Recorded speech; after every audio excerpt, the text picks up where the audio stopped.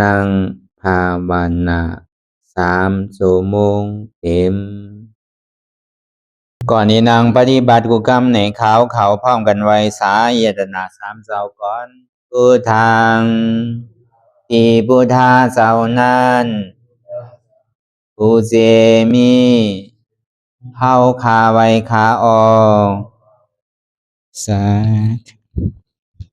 ธามังที่ธรรมานาตาเจ้านั้นผู้เจมีเฮาคาไว้คาออกสังฆังยาริยาแปดเจ้านั้นผู้เจมีเฮาคาไว้คาออกต่อสืบกาเฮาติเลยดูคันธาเปิงดีพระตราสังขากรอิมาหังอัตตาภาวังพุทธัสสะปาริจาชามิกาติอันธาพาเปิงพี่แยมในดูตันพุทธาเจ้าเฮาออกอิมาหังอัตตาภาวังธรรมัสสะปาริจาชามิกาติอันธาพาเปิงพี่แยมในดูตันธรรมะเจ้าเฮาออกอิมาหังอัตตาภาวังสังคัสสะปาริจาชามิกาติอันธาพาเปิงพี่แยมในดูตันอาริยสังขารเจ้าเฮาออกต่อสิกว่าเฮาก็อ่อนกันเนาะผู้หลวงที่ปุญญาก็ปันโตอริยเจ้ากุเจ้าก่อนอริยเจ้ากุเจ้าค่ะในยามเมื่อไหร่ก็ดีอันข้าวอ่ำหูเสเลตั้งกามลงสามเปิงไหลวนพิษไหลลาพิษไหลเหตุพิษมาเจอนานแค้นดอปดปล่อยวางความบันขาวเขาอย่าให้เป็นอันตรายลงอันเหตุตามาโผนิปานันสกันติคโนมโนกัมมังวสีกัมมังกายกัมมังแสมมุเรวนพิศลาปิตัวเอพิมาติอาริยะเจ้าภูเจ้าสวรรค์พ้นความไม่ถินไม่ใช่นำกองการนั้นขินในยามในจึงข้าวก็บินเสียสมมาเขาปวุนทีพิสิตาธรรมะตังโดอาริยะเจ้าเขาภูเจ้าสวรรค์พ้นความไม่ถินไม่ใช่นำกองการนั้นขินในยามในจึงสังวาเจ้าเขาภูเจ้าภูปายกิเขาภูก็ภูคนแสมมุเรวนพิศลาปิตัวเอพิมาติตนตัวสาวตั้งหลังนั่นในสังพยามโยนั่นในสังในก็ภูสังเป็นอันตรายเหตุมาผลนิพพานเจ้าไหวใส่ให้ทัศนานสีภาวตระปันยาได้เป็นอันตรายให้จำมาผลนิพพานตอนนี้กว่าวันตามเมื่อตาเฮจงกันอาหันทุกข้าทุกข้าเป็นอนัตตาเยาเดียวอนัตตาตาเปอัตตาที่วิจิกิสาเกลียสานั่นเลยมดสิ่งเก่งหายกว่าในภาวะสัตว์ในอังแผงมันคือเลยห้าไหวผลยันห้าขามปุยนิพพานก็เย็นขันภัยสกรรมหลวยตาเนาะสาธุเขายามเตียนเฮาติไรยางตั้งเขาสุนิปันข้อมูลกันเนี่ยลงเฮอลำเหลวกันในเนี่ยก็ฮอดถึงตาฮอดถึงฝั่งแล้วก็เป็นคำขึ้นในวันในเย้าเนี่ยเปิดกะอย่าไปว่นว่ามันเป็นกำเนิดสูตรเนี่ยพอเขาปอกกว่าฮอกะเฮิรนปอกกว่าวัดกว่าจ้องนี่ก็เขาก็สำคัญกับสืบเหตุการณ์มันกว่าแถวเพราะว่าอันเขามาอ่อนกันจ้างตื้อกรรมในนี่เขามาพึกเหมือนเท่ากับเขาซึกนั่นเอามาเฮียนเอาไปหมอไปตึกมันก็ในพวกเขาปอกกว่าเย้านี่ก็ ถ้ามีดเนี่ยมันผายเอาลูกเดี๋ยวจำพันด้วยนั่น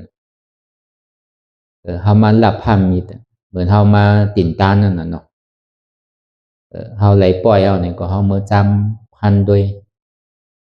ก็ติเลยสืบเพศกว่าที่เฮิรนไผเฮิรนมันวัดไผวัดมันจองไผจองมัน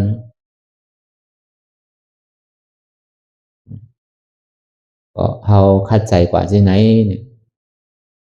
มันเมื่อเช้าเฮาเฮ็ดตารามานั่นเนี่ย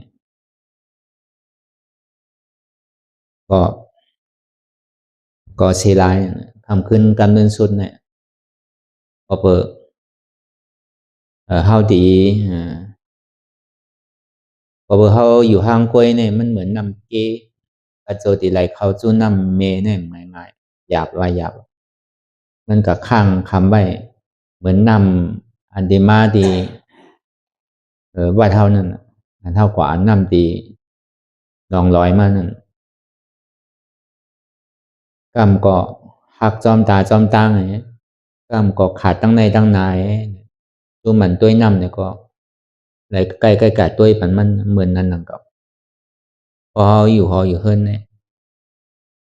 ก็เบอร์การก้นเฮิรนในมันนำจะว่าการก้นเฮิรนการมุนเจ้าก็นำนั่นก็ด้วยการมุนเจ้าได้เนี่ยก็วันหนึ่ง2 ปอกได้มันถึงอย่าอะไรล่าถึงอะไรเฮ็ดมันไปเจ้าในไปคำมันก็ถ้าหางเฮ็ดไรหรือเสียการก้นเฮิรนก็การมันเจ้าบางทีบางตั้งเนี่ยมันทำกลุ่มโดเฮ็ดโดช้างอยู่ในสังโดเฮ็ดหลายเสื้อหลายรองหมดเส้นจันแค่นำเลยเสียการก้นเฮิรนก่อนก็บอกไว้หมอว่างเนี่ยก็บนนั้นในเด็กเขาเสื่อดีไรมาอ่อนกันเปิดกรรมฐานเนี่ยนะพอเปิดกรรมฐานในจุ่มมีวิจาเขาเลยสังจุ่มเจ้าตาหน้าเขาซ่อมพักซ่อมในสังจะไหนก็ไรหางเฮียนตีอยู่ตีเศร้าไว้ในแหละเขาก็ถังห่างไรเหตุการณ์ตลาดนี่พอไรไม่ใสลองกินลองอยู่ลองเศร้าก็หือก้อยกะอ่ำจังเฮ็ดชื่อหือเนาะอันหนักก็อ่ำจังเฮ็ดชื่อหือเนี่ยก็เปิดเตียนเฮามาเฮ็ดมาเตะมาสร้างในเนี่ยก็เปิดมันไปเตรียมทนนั่นตอนหนังที่กัดกูเนี่ยเฮามาเตี่ยวต่างสุดเนี่ยก็ย่ำไปเตรียมทนต่อถึงมือเลี้ยวก็วันนั้นในดีนาเยื่องเฮาเนี่ยก็มันนั่นนะเขาที่เรียกว่าเตรียมทนหน้าเนี่ยก็ไปเตรียมทนเตอะก้อยกะพอเฮ็ดกว่าร้อยอะไรก็เป็นไล่ออกไล่ใจนำหนักก็เปิดคนเฮาวันนอกหน้าปางแน่เนี่ยก็หากินจ้อมไห้หากินจ้อมสนหากินจ้อมหน้าขึ้นน่ะเนาะเสียลูกหลานเฮาอยู่ที่วานเปิ้นเมืองเปิ้นเฮ็ดกวานวานเปิ้นเมืองเปิ้นเนี่ยก็ไปส่งมาก็แค้นใจอีกหนึ่งก็เป็นไรคันในก็หาดีว่ามันมีกล้วยการ1 ปีเนี่ยก็เฮามาเข้าปังตลาดกำไรก็อันใดก็มันแดกหลายมากูปีย้อนเมื่อนั้นในการกรรมฐานนั้นว่าเนี่ยมันเป็นการพระเป็นเจ้าการเฮาว่าเป็นพุทธศาสนาเนี่ยการกรรมฐานการตาดีเฮ็ดไรมากไรโผเนี่ยกรรมฐานเนี่ยมันมี2 กรรมฐานสมถะกรรมฐานเนี่ยวิปัสสนากรรมฐานเนี่ยสมถะภาวนานั่นในการตาดีหาไรฌานสมาบัติวิปัสสนานั่นเนี่ยถ้าเป็นการตาดีหาไรมากไรโผแล้วก็เบอร์การนั้นแน่ๆมันเป็นองตีนังเรียนที่อันมันดีเขาเลยปลูกซ้อมไว้เสื้อพันเฮานี่เย้าในก็ผู้ว่ามันตึงดีมากมานั่นดูตานเสื้อเฮาที่ไรตานต้นนั่นจังรับมันลองดูลองต้านได้ก็พอมาหันตะกาเขาในโฮมกันในมาหลูมาต้านในวันในคงเขาเลยสังอันภูเขามาหอมโฮมเขาปังตะลานนั่นเนี่ยก็ไหลก็ว่าไรปองเป็นที่ตัวเจ้าเก่ามีแห้งมีหวานมีแห้งไรเป็นไรก็หือเนี่ยก็เปลี่ยนกว่ากันนั่นเตียนตามมีตามเกิดต่อถึงปังตะลาเฮาเนี่ยก็เปลี่ยนอันเตรียมทนกว่าผู้เจ้ากู300,000เปิงในก็ได้ว่ามันเตรียมร้อยในก็90ได้ก็อัพตีเป็นไรอยู่เนี่ยก็เปิด องตีอยู่ตีเศร้าแต่ก็มันพอเตรียมทนเตอในแหละย่าเมื่อนั้นเนี่ยก็เพื่อเข้ามาหาทุกข้านั่นเนาะจังเฮ็ดถืออยู่จ้อมกันอิดกันก็การอะไรอวดเอาก็การอะไรขำก็อีอิดก็เบอร์เฮามาหาตาลาเนี่ยหรือมาหาทุกข้าเนาะอันเฮายามอยู่ยามมนยามเปียวแต่ก็อยู่หออยู่เฮิรนอยู่ตีอยู่ตั้งเฮาแต่ก็เปียวลองกินลองวานนั่นก็เหมือนนั้นนั่งเก่าเอาเปิ้นกราบเอาเปิ้นเฮ็ดว่าก็เหมือนนั้นเนี่ยอันเฮาตีแลเมื่อเปิดปังตาลาก็เปิดกูเจอกูสามแสนเปิงในเฮาบ่หลุดเลยไม่ใจย่ามเปิ้นนั้นเนี่ยเฮาก็ถางห่างเลยเฮ็ดดีๆงามๆในวันในสีปอกเนี่ยก็เลยก็มดุดห้ามได้ว่ามันเป็นน้ำตอนบุญตาฮาวากูก็วันนั้นเนี่ยมันจะดีมีปังตะลาวันนั้นปังตะลาเฮาเนี่ยมันใจเป็นปังตะลามนเปียวน่ะเนาะมันเป็นปังตะลาที่มหาทุกขาเตมหาเสจาตะลาเตอันไรก็มันทุกขากูเจอกูสามแสนเปิงแต่ว่าใจในเปียวมนเสื้อสายุ่มยำว่าฮาวากูก็นี่ก็อีเปียวอยู่ในใจภายใจมันโจมเสื้ออยู่ในใจภายใจมันเอาตั้งแต่วิยาวิจาเขากว่าเอาตั้งแต่กูเจ้าตาหน้ากูดีกูภายกูไปแต่มาโฮมดูโฮมตันเดยเกี่ยวเขาที่ได้มาเขาโฮมสร้างด้วยกำตะลาในก็เลยว่ามันเป็นนำตอนพรดีเลยเป็นเจอเป็นพันที่อันดีเต้อันเขาถูกดีหวานถูกดีลุ่มล่าคือตัวปอกขึ้นป่งขึ้นมานั่นเองมันก็มันจะว่ามีกูปอกเนี่ยมีกูเดินเนี่ยนะพอมันพร้อมวงกันในก็ตัดที่เป็นปังตะลามาหนึ่งปอกในก็เป็นอันง่ายๆเพราะวันนั้นในปังตะลาในสังวาก็เลยมีลองตั้งหัตถานอย่างนี้เฮ็ดก็มันก็เลยในกลางเกณฑ์ตะลาในกำเนิดเหมือนจะเฮาเฮ็ดการตะลามาในตัวทบจะเฮาเนี่ยไรในอันปังตะลาเนี่ยตั้งแต่เปิดปังตะลามากกว่าเหมือนเฮาเจ้ายามพอตะลาตัวทบมันตั้งแต่อ่อนตั้งสุดก็ย่ำใจได้เข้าตะลาเปลี่ยนเฮ็ดเวียเวซ่าไว้หนังก็อันเอาเฮ็ดเตมี3วันกันอันเฮ็ดพอมันไข่ปองก็ด้วยกับเปิงหลวงมันแน่มันมีที่เจตนามีที่ศรัทธาอันเฮามีเนี่ยอันแน่เป็นคอนดำรองเหลือเปิ้นที่สุดก็ได้ถึงปอกทน2มาเนี่ยก็มื้อนั้นหนังกับปอกทน2เนี่ยได้เข้าเต้อยู่9วันเฮ็ดมันเต้ก็มีอยู่7วันกันเพราะว่าวันทน1ทน2ทน3เต้เนี่ยก็เฮ็ดมันแต่ในพอวันทน4ก็เอาอาสักแลกเอาวันทน4ก็นั่ง8ชั่วโมงวันทน5ก็นั่ง8ชั่วโมงวันทน6ก็นั่ง8ชั่วโมงสุดปากสุดเปิงเอาจังสืบกว่าแล้วว่าแห้งตัวเจ้าเก่าก็อะไรคันในมีอะไรคันในยังหรือกำหนึ่งกว่านี้เนี่ยพอเวนั้นมาเนี่ยป้องใครไรมากกำก็มันนางห้ามไรมันไปป้องถึงตีนอนมาเนี่ยก็เตรับตากากำไปถึง5 มินิก่อนมันพูดออกมาดังไรก่อนใจเนี่ยมันเหมือนกับว่าเปิงแบดเอาใจเราเนี่ยมันมาโผเป็นอันหนึ่งอันเดียวก็เปิงแบดเอาเหมือนเก่าอันนี้ตัวทบจะเข้าเกาะในกลางเกบางตลาดปอกคน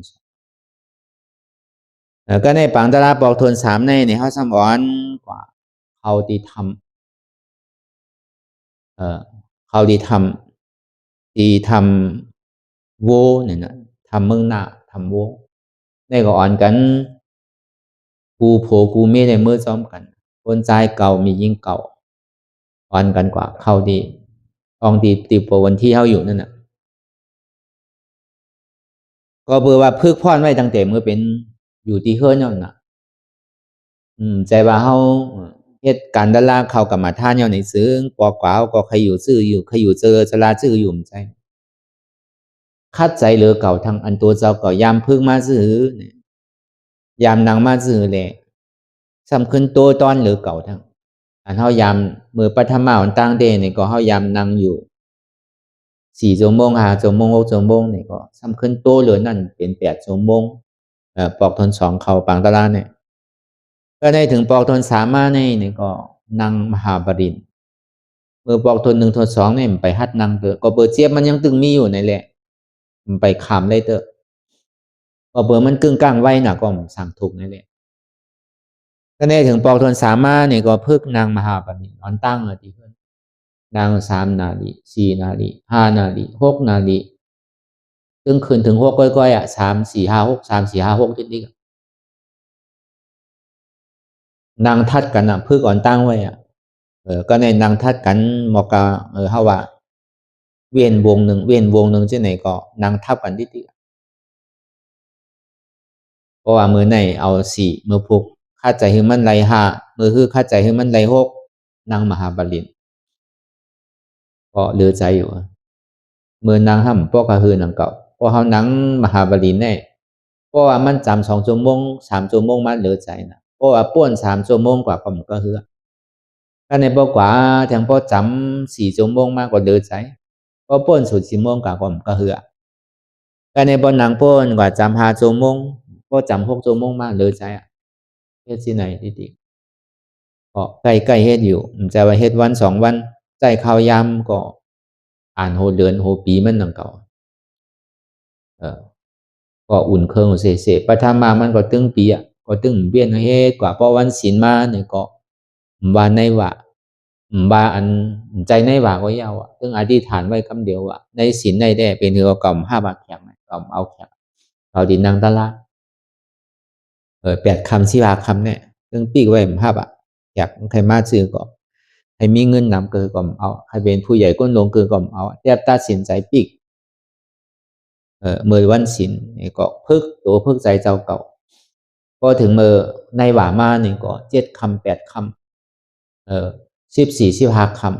ำมาสู้ตุ่มกันก็เพิ่นไผเป็นไรนี่ก็เฮามื้อนั่งนี่นะก็เฮ็ดที่ไหนมาของข้าวยามตั้งหือพึกพรมาอยู่อ่านโหปีมันน่ะอยู่เฮิ่นก็ก้อยกะมันทางไรเฮ็ดเต้ๆนั่นน่ะเหมือนเฮามาเฮ็ดอยู่มื้อเดียวก้อยกะเฮ็ดอยู่กูวันใด2 ปอกในตีเกมมันพอวันศีลเนี่ยก็วัน4 ปอกพอในหว่าได้ก็ถึง2 วันน่ะก็อันนี้ตัวโทษที่จะเฮายามพึกยามเฮ็ดมานั่นกันเนาะแล้วก็เบิ่นนั้นนี่ก็เป็นนั้นมายาวนี่ก็พึกอยู่ที่เฮิ่นก็เหลือใจหนาวซื่อนี่พอมันเจ็บมาในมาดหมายซื่อก็มันหายเจ็บขึ้นนิดๆมื้อนางได้ปกก็คือพอปอมานี่เหลือใจน่ะเหมือนแม่นูเฮานั่นน่ะพอปอมาพอเหยียดขาเหลือใจน่ะเนาะนั่นให้เป็นสินั่นน่ะหนีบก็เตอก็เฮ็ดก็ให้มากกูบอกได้ก็หนีบให้ก็ให้มาหนีบแล้วน่ะหนีบก็ตึกเอายาใส่ก็ตึกอะโลบ่เป็นตาได้เด้ใครไรอะตะลาเนี่ยเขามาหันใส่เนี่ยนางบ่นางเงานางเอาขาบ่ขึ้นขาบ่เจ็บตาในก็ป้อมจังไปจังยังเอายังตึกนางเอาเนี่ยตะลาเนี่ยหาหยาบ่ตาในเด้บ่หันจิไหนเด้โอ้เสียหลายใครไรอะว่าตะลาเนี่ยเขาว่าจิน่ะก็เฮ็ดจังได๋ดีๆก็เหมือนกันเป็นหือก็ตึงติคือมันบดเลยโลตุกข่านี่หึงเสียงๆอะโลอย่าเบียมันข้างอีโลเนี่ยมีลองตั้งใจเนี่ยมีลองตั้งฮัดจังนั้นพอเป็นนั้นมานี่สั่งถูกมาก็วางเฮ็ดติธรรมอะก็ได้เข้ายามนี่ก็มือเฮ็ดติธรรมพอมือเฮ็ดติธรรมเอานี่ก็ก็ในอันเฮายามเฮ็ดติเฮิรนมา4 5 6แต่ไรอะเอาคืนใน7เอาคืนใน8เอาคืนใน9อะก็ได้ย้อนขึ้นน่ะมันเจ็บก็ปล่อยให้มันเจ็บให้มันปุดขาดไปได้แล้วตันให้ตันเลยเนี่ยตายคือมันตายที่ทำเนี่ยขาดคือมันขาดจริงเนี่ยมันดิหมอกกระเหือเจ็บเนี่ยมันดิมาหมอกกระเหือมาเสียงๆด้วยเออเพิ่งอยู่ที่นั้นมื้อ3 วันหมาดๆแต่ก็เฮ็ดหมาดๆอยู่วันใด4 ปอกเนี่ยกวยการในข้าวตั้งเตียนมักมันไว้4 ปอกในซึ่งคือมันหลุดบ่ขิงมือเปิ้นนางก็ดิแลนางจ้อมเปิ้นนั่นก็ปกติก็ป้อมือเปิ้นป้อมือเดียวกันเฮ็ดจังนั้นมื้อนั้นเฮาอ่านว่ากำหนำในเจ้าเฮาเนี่ยยามต่อสู้มื้อกลางวันในกลางคืนไงพอเบอกลางในเจ้าเนี่ยมันดิไม่ใจลองกินกลางวันมาหำไม่ใจลองกินเพื่อการลองอาบน้ำในลองซักผ้าสักโคตรนี่บ่ไม่ใจคือบ่แลเอามาเขาก็เข้าใจก็คือบางเผาบางปอกเพราะเฮานางตาอ้ำได้กินข้าวโยมใดนั้นมันซ้ำกูถามจังนั้นก็เฮาว่า มันที่เป็นอันไม่ได้กูเป็นมาห้องในกูมันจังยาอายุงแปดสิไหนจังยาตะลาเขาแปดสิไหนเนี่ยก็เบอร์นั้นลองอันอาบน้ำได้ก็ไผติ่มไม่ย่านก็เวลาลองกินข้าวเนี่ยเพราะเปิ้นหันห้องกินเนี่ยก็กูเป็นมาห้องนะกูมันจังไม่ยาตะลาเนี่ยเขาก็เจ็บตัดสินใจว่าเพราะนั้นเต้นี่ก็เขาก็ตีนั่งตั้งแต่นาฬิ12ยาวกับป้อมือนาฬิ8 โมงได้8 นาที8 ชั่วโมงเฮ็ดที่ไหนก็ในบอกกังในจ้างมากกว่าเลยลูกหมันเหมือนเปิ้นพอ4 โมงมาถึง6 โมงก็ได้เลยเฮ็ดหมันในวันใด4ปอกในอิ่มรายการอันนี้ก็เอาไลน์ในกับเฮ็ดจามตัวเนาะสังว่าก็เลยมีใจใครเฮ็ดกับอันนี้เฮาว่าตัวจะเฮาทบเนี่ยมาลันนี่พอเฮ็ดเตก็มันไหลเตนั่นน่ะจังสิมาลัดนี่กันก็ในพอถึงวันทน4มานี่ก็8 ชั่วโมงนี่เอา9 ชั่วโมงเอา9 นาทีมันสมีในธรรมเนี่ยมันมีนาทีห้องไหมก็1 นาทีมันตีห้องเมื่อเดี๋ยวใน8 โมงนะเมื่อเดี๋ยวใน9 โมงนะมันตีห้องใช่ไหมเอาก่อนดังตั้งแต่นาที12บอกทน1ใน12ต่อถึง8 โมงปอซอมเปิดก็ใน12ต่อถึง9 โมงถึงดีปอก็ใน12กลางวันนั้นต่อถึง10 โมงถึงดีปอก็ในพอบอกทนหามาในเอาตั้งแต่ว่าถึงบอกขนาดมาเย้าในซื้อเนี่ยเจ็บเนี่ยมันพันกับเดียวตู้ค่าเนี่ยหายกว่าตั้งไหนหมดกลมหูเจ็บเนี่ยหาชื่อก็หามเลยหาชื่อก็หามทบเลยก็ในซ้ำมันตันในตันเลยกันนะนางตัวเองดูนางเอาตั้งแต่นาที12กลางวันนั้นฮอดถึงนาที12กลางคืนหวังด้วยกรรมโน้นที่เป็นเหือเมื่อนางเต็มพวกใครกูนางเก่าเมื่อปอเนี่ยมันคานใจหนาเพราะในการออกทำเป็นลายปอกมีชื่อก็เติกโน้ตชื่อก็เติกมาตราชื่อก็เติกมันหมายเดอเซลุลืมแปนมันเนี่ยนอนรับกับแปดแค่เพราะว่าเขาว่าย่างถึงนาที12แล้วเนี่ยเพราะ3 โมงกึ่งมาเนี่ยเป็นเพราะต่อยหิงเหมือนเท่าเหตุกันเมื่อเดียวเนี่ยมันโดดอะไรในลูกเขาน่ะเพราะลูกว่าเนี่ยหลวงเมื่อสุกนายก็โดดนั่งทั้งเอาน่ะต่อถึงพอ6 โมงต้องมาเตียนมักมันเตียนเปิ้นมักมันไว้ก็ห้องอันเท่าโตตอนกว่านั้นก็เป็นน้ำเมียเท่าตีเปิ้นอันมักมันข้าวยามเตียนมักมันไว้เนาะก็เฮาก็ดุดใจว่าป้อมือเปิ้นนั่งเฮาซ้ำนั่งป้อเปิ้นมือเปิ้นนั่งเฮาซ้ำมันนั่งนี่มันสิคัดกันแปดสิเนี่ยเฮาก็วนว่ามันช่างถูกก็ได้มาวนตัวในข้าวตังใน1 วันใน24 ชั่วโมงเนี่ยอันเฮามาเฮ็ดอยู่วันใน10 ปอกใน8 ชั่วโมงก็นี่เฮายังตึกซุ่มมันอยู่รู้ในกิเลสาเนี่ยไปคึดตันมันเตอรุ่นไหนดังปอดีเพียงมันดังปอดีล้วนเดิมมันก่อนเนี่ยดูคัดใจเอาเนี่ยก็เบิ่นนั้นเนี่ยเพราะว่าในข้าวยามกลางในเจ้าเลยปลายคืนเนี่ยมันได้4 ชั่วโมงก็ในพวกเอานาฬิกา12เลยเฮาว่าป้อนดังเหลือมาทาง8 ชั่วโมงมันเป็น16 ชั่วโมงเนี่ยก็เต้เป้มัน2 ชั่วโมงก็ในคืนดังเป้มัน3 ชั่วโมงคืนดังเป้มัน4 ชั่วโมงก็ในคืน12 ชั่วโมงแล้วในเป้มันอยู่ก็คือในเป้มันอยู่4 ชั่วโมงเป้มันอยู่4 นาทีก็เป็นนั้นมาแล้วนี่ก็ก็ในพอมันมาแล้วนี่ก็มันก็มาเตวตะลานี่ก็ก็เบอร์อันเฮายามเจ้าเฮายามลาดไว้นั่นน่ะเวลากระโจมมันดีทบที่ไหนในเวทนานี่มันดีล่างนิดๆในเกเตียนเฮาเฮ็ดการตลาดนี่ก็เบอร์เฮาปอกมาหอมมาเฮิรนนี่ก็เบอร์การมันนำการเฮ็ดการสร้างเฮาซ้ำขึ้นในชายขึ้นหมดในอ่อนต่างสุดนี่ก็ในล่างเฮาก็มันลู่เป็นลายปอกต่อถึงมั่นใจบ่จึงปลอดข่าวใส่เล่มมีหยังของคำในตัวเหมือนอย่างย่อกาในตัวเฮาได้มีสังว่ามันจึงปลอดข่าวใส่ม่วนเพราะเป็นเมียวกาเนี่ยก็เป็นกาที่มันดีหนาวมันมีรอดที่ไหลลมมีน้ำมันที่ไหลเสียงเพราะเป็นนั้นก่อนมันถึงที่เข้าเลยเพราะเฮาไปล่างหมดสุดเสียงเตือนนี่มันไปเข้าเลยเด้อพอเปิดใจเฮาย่ำไปจืนปอดตัวเฮาย่ำไปจืนปอดเตือนนี่แหละตัวก็ไปใส่ใจก็ไปใส่เตือนนี่แหละเฮาได้สุขได้สีต่อถึงมันบ่ใส่นิ่มเลยมันจะที่เข้าเลยเส้นต่างมากนั้นก็ในบ่เป็นนั้นมาแล้วนี่ก็เปิดมือข้าวยำตั้งแต่ปีทน1ทีต่อถึงปีทน3 ปีลุ่มๆในนี่ก็พระเจ้าเก่าก็ซ้ำมีรวมถ่ายออกเลยนั่น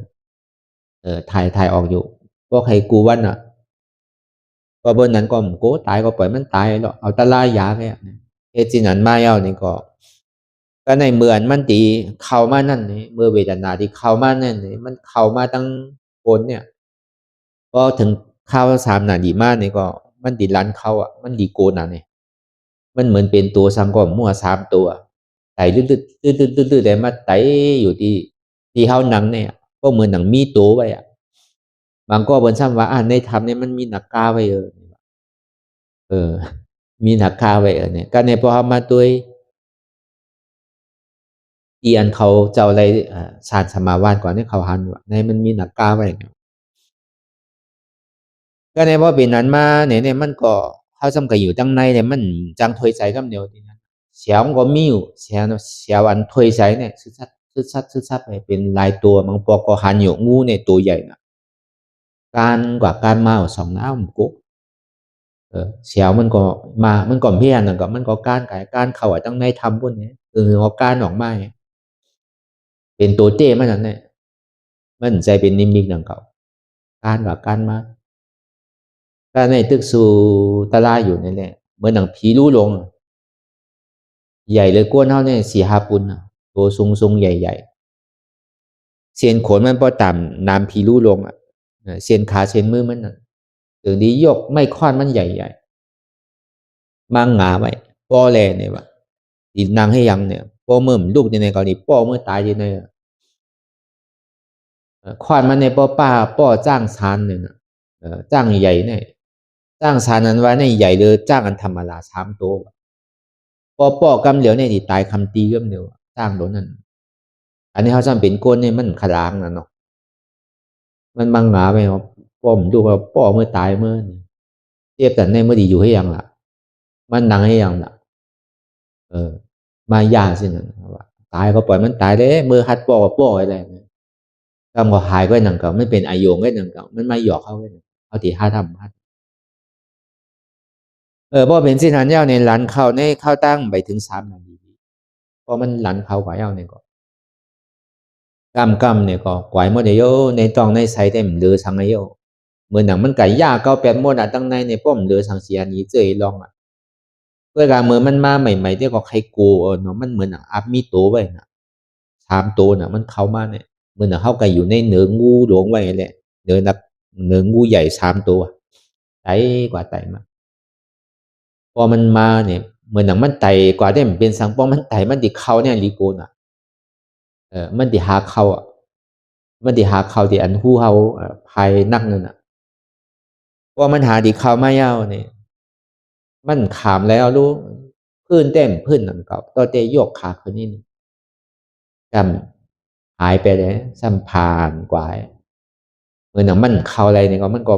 ยืนกว่าก็ในปอกทน2มาเนี่ยมาทางกำไหนไอ้อย่างผมไปเนี่ยเมื่อที่เฮ็ดสำเตแล้วเนี่ยที่มีเตฮะที่มื่นตาห่ำพัดมื่นก็ในโยกทางกำเนี่ยมันก็ปลายไปเลยก็ในปอทน3มาเนี่ยอ่างดีโยกทางเขาเนี่ยมันเหมือนทางโปบุญเฮาเนี่ยเหมือนหนังเขาหันในฝุ่งอันที่พระโปบุญเฮาเขียนดีไว้อนัตตาสุดยอดทำก็ไรใครก็หายตายก็ยอดก็สุดคุทาโขเขียมมีเขียมจับลาบำโลโคอำหอมล้อมนิปันนั่น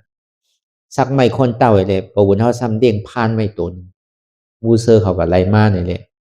เขามาปั่นโปบุญก็ซ้ำดุมดาไว้เนี่ยทำเฮ็ดขอบไปปันมันอยู่เนี่ยเลี้ยงพานไว้ตัวหนึ่ง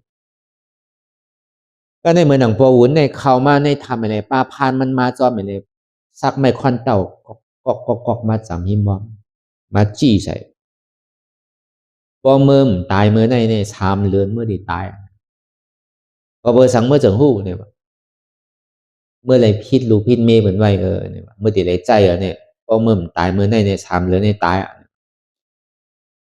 เดี๋ยวว่าตายเตี้ยก็เพื่อเขาถ่ายออกเลือดที่ดินพอเป็นนั้นเด็กก็โกตายในเนี่ยตายเมื่อในก็เย่าเป็นเหือก็เย่าเขาตัวแล้วมันดีเป็นเหือเนี่ยเมืองดีเขาพอมันเนื้อเขาเตะก็ในพรึดเขากับตั้งในมัน3 ตัวอารมณ์เหมือนตั้งในใส่ในตองในที่ขาดหมดเหมือนมีสังล่าในตองในใส่ในโกงกว่าเสียเขาก็วนก็เหลอยู่ในตองในใส่เนี่ยกำทางกำหนึ่งมาจำบอกกับ5 ชั่วโมง6 ชั่วโมงมาเนี่ยลันออกขึ้นเงินหลอกไฟพึดออกกับ3 อัน พอมันหลั่นออกขึ้นยาวในแต่ก็อยู่ตัวบวนหน้าตาก็อันเจ็บในกึดแปลเลยครับอยู่มาในร่วมถอยใจเอากึดแปลเลยเฮ็ดกว่าเฮ็ดมาได้เมียงเอาเฮ็ดกว่าเฮ็ดมาในถอยใจก็เมียถอยใจก็เมียร่วมถอยใจเนี่ยก็ในว่าเป็นนั้นมาในใจในเป็นเอตากะตะเป็นใจเนี่ยมีอายงอันนึงอันเดียวกันมีลองตั้งใจพงใจปีมบ่วนกว่าตั้งใจตั้งเนื้อมีใจอันนึงอันเดียวกันเมื่อข้าวยำนั้นเนี่ยสั่งว่าเฮาใครฮู้ใจเปิ้นนี่ก็อ้วนกำก็ฮู้กำเดียวสั่งว่าใครล้ำลิ้นเนี่ยก็ล้ำไรอ่ะสั่งข้าวินเนื้ออากาศกลางเท้านี่ก็วินไรด้วยกลับมาวนด้วยใจเจ้าเก่าเนี่ยย่ำไปเปิงรู้ในใจนี่ยังตึกเหมือนเก่ารู้ในย่ำไปมีอย่างแหลกลายรู้ในไปใจรู้ในพอฮู้ว่าไปใจเนี่ยก็ถอยออกมากขึ้นถอยออกมากขึ้นเพราะว่าถอยออกมากขึ้นยาวเนี่ยมันก่อยๆร่วมถอยใจในปอกมากขึ้นพูดออกตัวก็ฮู้ซึกตัวมากขึ้นเหมือนนั้นในตัวก็หายกว่าทั้งไหนก็มู่ใจตัวนี้ก็หายกว่าทั้งไหนก็มู่สัญญาก็ดีหายไปละมันดีก่อยๆหายกว่าพวกอันนี่แหละก็ในกึศใจอันเดียวไปใจอันฮู้ตัวเดียวนี่เดี๋ยวนี้มาว่นว่าใจในย่ำไปเปิงนู้นไหนไปใจตัวนู้นไหน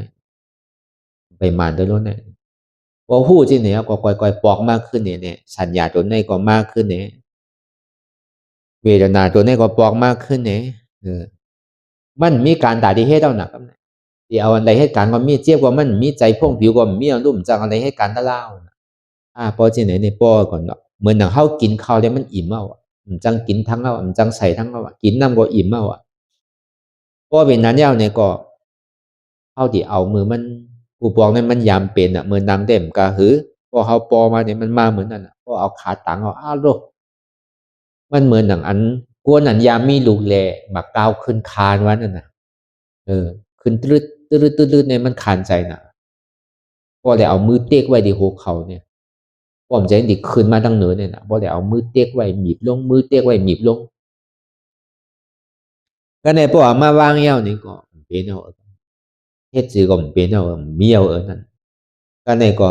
มันดิเป็นมือเฮาไปเนี่ยไปก็เมียวก็ในเรียนด้วยรู้เรียนก็เป็นเอากูปองได้เหมือนใจหรอกเพราะรายการออกมันเจ็บน่ะคานใจน่ะมันจึงจังไปก็ปักคิดกำเดียวไปก็รวมตาวกำเดียวรายการเมื่อกูบอกเนี่ยในทำเป็นเอากำเนี่ยแค่ไม่รู้ไหนนะแต่เนี่ยมันเป็นอันหนึ่งอันเดียวที่มันกะวนสังมันตึงจู้เป็นอันหนึ่งอันเดียวอย่างเป็นอันหนึ่งอันเดียวก็ในพวกกับพายเอาเนี่ยก็เมียวเลือดหายไปตินั้นก็ในพอถึงเมื่อนั้นมาเนี่ยก็สำคัญเหตุการณ์ตะล่ากว่าเหมือนเจ้าเขาลาดนั่นนะเขาก็สืบลาดกว่าเอาก็ในพอเวทนาตัวนี้มันรู้เสียงมันวัดสุดเสียงเอามันเมียใจอันอิงคองไอ้แหละก็เบอร์มันล่างสุกสีเตียนเฮามืออันเฮาในกลางเกในเฮาไปเลยเฮ็ดเฮาในเฮ็ดตลาดเต้ๆเนี่ยก็เพื่อเฮากับเหตุการณ์ต่างเสื้อต่างรองเนี่ยมันเป็นบางปอก็เฮ็ดเลยลองล่อผ้าบางปอก็เฮ็ดเลยลองต่อซ่าซ้ำที่ไรล่างใดสุกใดสีขึ้นนั่นน่ะเนาะ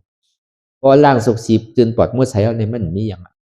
ก็ในใครหนังสื่อหนังเราเจี๊ยบอันไว้ในตึงมีลาว่ะก็ไงแค่นเด้อใจเด้อเก่าเพราะมันมีเจี๊ยบเนี่ยมันจังเอาอย่างเฮ็ดตะล่าวน่ะแต่ทำปบุญอารมณ์ปบุญที่ให้เดือค่ะทางคนนั่งก็เปิดพวกเฮาไปใจเฮาย่ำไปเปิงนี่เฮาก็ใครถามตาลาเนี่ยมันรู้ที่นั้นแก่น่ะใจมันไปเปิงเนาะพอกระทำก็บ่สั่งถูกเฮาก็ฮู้ในตัวในใจว่ามันไปเปิงเด้อใจเนี่ยเว้ยก็กระทำมาอย่างปบุญดังตาลาเนี่ยนางมหาปริญเนี่ยเป็น11-12นาทีถึงเบิ่งแรงก็ย่ำเจี๊ยบคาที่ให้ดือค่ะเจี๊ยบอันว่าเนี่ยย่ำหาชื่อก็เจอก็ค่ะเนี่ยจังหันได้เอาค่ะเจี๊ยบเนี่ยที่ได้เฮ็ดชื่อค่ะตึงมีหมาหน้านั่นหมาหน้าตึกมีทีไรตัวทีไรคาบวุนตัวที่มันตอดแหละก็ในกับตัวเนี่ยตัวร่วมถอยใจมันปองใจเตอติดตอดไม่เป็นสังตัวกับตัวมาก็กันใส่ตอดอยู่ตึกก็ปล่อยในซ้ำเป็นเหมือนเก่าเข้าออกเหมือนเก่าในก็ไปใจรู้ในเนี่ยแต่ทำปวุนไปหันคาปวุนตัวก็หายที่ที่ติดตอดก็เนี่ยเพราะนั้นเอามาหินเสือเลยเนี่ยว่าหามาหินมั้ยมาหินนั้นแหลมเอามาเสือที่นั่งเนื้อมาหินนั่นแหละเอามาเสือก่อนนั่งเนื้อมาหินก็นั่งเนื้อมาหินเอาเนี่ยก็มือหลูไม่ได้เจ็บบ่พอมองมันนั่งบอกหนึ่งนาลีเนี่ยก็เจ็บมาลอยๆเนี่ย กำลู่แปลเลยมีอย่างมาหินก็มทุลังมีอที่เปสังนางหลายชั่วโมงก็ตึกมาหินนั่นก็เจ็บก้นขึ้นซ้ำอย่างแต่เนี่ยมันตีมีอย่างเนี่ยมาวนท่าสางตัวนี้ดีเลยคำเนี่ยอธิษฐานเนี่ยคำเนี่ยไว้สาพระเป็นเจ้าตราสังขารดีงามๆยาวก็ตั้งสัจจะอธิษฐานเพราะว่าตะล้านวันนั้นเพราะว่ามันมีเจ็บวันนั้นเพราะว่ามันมีในซึ่งหนึ่งสั่งว่าก็ดีได้เข้าท่ามในการศาสนาตีได้จอยในศาสนาตีได้คำเข้าในศาสนาในซึ่งตีได้เป็นถ้าว่าจัดชุดท้ายกำนึงชุดในซึ่งหนึ่งสองมาสั่งว่าปวุนเนี่ยเป็นยาหันตาที่ดีสามมาเนี่ยอันคาเลยหันไว้หางหอที่อันใดเหมือนมันหนังตะลาเขาก็ยำใครว่านั่นเนาะกะหันหอไว้เตียนเท่าอ่อนเปิดปังตะลาเนี่ยมันก็กะเฮ็ดไว้ทั้งในเมืองเที่ยวนะเป็นหอแก้วหอเสียงมันบ่ดีต่างเที่ยวเขาบ่มาห้องเราป้อมใจก็ตายเตี้ยวเนี่ยตายเตี้ยวยังยากขันเหรอเขาก็มาห้องอยู่อย่าไปอยู่ยาวเนี่ยมันจำมาลอยๆเอามันเป็นที่อยู่เจ้าวันเนี่ยจู่ไหนเมืองกวนมันดีอยู่มาเปี่ยวมวลจอมดีในหรอกนั่นมีอันเปี่ยวอันสุขากัดเย็นเว้เนี่ยได้กับเกิดกับเตะทั้งอาวะเนี่ยที่ไหนก็ป้อยเอาขันในก่อนเนี่ยก็เบอร์หันเสื่องนั้นเนี่ยเอาย่อมจุ่นไปอันว่าอันเกาเลยหอหันหออันหางดีหางงามยันอยู่ที่เมืองบอกเอากลมตอนหันอีปองเนาะเมืองผีเด้ก็หันเมืองมันลอยไว้เนื้อบอกมันเนื้อกลางหาวนั่นนะมันมีแผ่นดินมันมีเยอะมียาสังอะลอยอยู่เนื้อกลางหาวเนี่ยเป็นหอแก้วหอแสงไว้เอายาวอันนั้นก็ใครอะไรก็เอาก่อยหรอกจุนแปลแล้วอ่ะอันใครหนามือเพื่อนในมือเดียวเนี่ยเจ็บอันเดียวไปหนึ่งพ่อปวนเป็นยาหันตาสองพ่อเก่าที่ได้ทำการศาสนาเนี่ยเป็นพระว่าจัดสุดเขาสามพออันที่เก่าเลยหันเก่าหมายว่าสามเนี่ยเก่าตีพอมันมีเต้เป็นเต้เนี่ยเจ็บในหือมันมากันอย่าวิไปมือพุกกลมใครมือเหลียวเนี่ยพอเป็นที่นั้นเนี่ยพอมันนั่งกำหนึ่งก็นักมากกำเดียวขัดกำเดียวเขามันนั่งตาลาเนี่ยบางพอเขางอที่ไหนเนี่ยมันขัดมาทางกวยมันเนี่ยขัดตั้งสายตั้งกว่าถอยใจก็มันได้พุทวัดลมถอยใจเนี่ยก็ลูกตีไรมากว่าเฮ้ยพุทวัดทางมันอารมณ์นักเต็มจังลาดมันอ่ะหัดลีนั่นน่ะเนาะนักเปใจเปข้ออนัตตาก็ตึกหน้าตาก็ค่ายมีอย่างแดกลายซ้ำปวนว่ามันตอดแน่โยเคมันมีดินนักในหือเนี่ยเขากับตัวดินนักในมีเตะในรอดมันในลึกๆมันในอันนักซ้ำมีอันตอดมันเหมือนเคมนาดีตอดตึกใช่ไหมอันในโยอันว่าตอดเนี่ยอนัตตาเนี่ยก็อโลให้เหลือเก่าทั้งพวกกับวนว่าอนัตตาเนี่ยก็คืนมาเหลือเก่าทั้งเจ็บเหลือเก่าทั้งพวกใครห้องใครให้เหมือนเขาก็อยู่เนื้อลอยแหลมไว้เนี่ยกันนั่งไว้ดีนั่นเสียมแหลมไว้เลยเหมือนหนังเข็มแหลมเนี่ยก็อยู่เนื้อลอยตั้งซื้อไว้แล้วเขากำกับอยู่เนื้อมันไว้เพราะว่าวนอนัตตาที่มันตอดเนี่ยมันเหมือนหนังค้อนใหญ่ค้อนดวงไงเลยเอามาจำขาเขาได้ต่อยเหมือนหนังเปิ้นตอกไม่ตอกสิวนั่นน่ะเฮ็ดจังนั้นรึกเนี่ยก็เจ็บเลยเก่าทั้งอนัตตาเนี่ยอารมณ์เปลี่ยนอะไรรู้ในที่ได้เฮ็ดถือหลังในอนัตตาเนี่ยหลายเอามันที่ได้ใจหลายเอาเนี่ยบ่เป็นไหนแท้เนี่ยเดี๋ยวมันก็เปื่ออันมันเจ็บได้มันมีดองตั้งพัสสะย้อนเบิ่มีพัสสะในสิ่งที่มีเวทนาย้อนเบิ่มีเวทนาในสิ่งที่มีตัณหาย้อนเบิ่นั้นในพวกเกาติ่มเยื่อนเกาติ่มขามเจ็บในวันเหมือนในขามทุกขาเลยในแต่เกาติได้กับเกิดเป็นผีก็ย่อเกิดเป็นช้างก็ย่อติทุกขาไปเกาตึ้มใครเป็นผีใครเป็นช้าง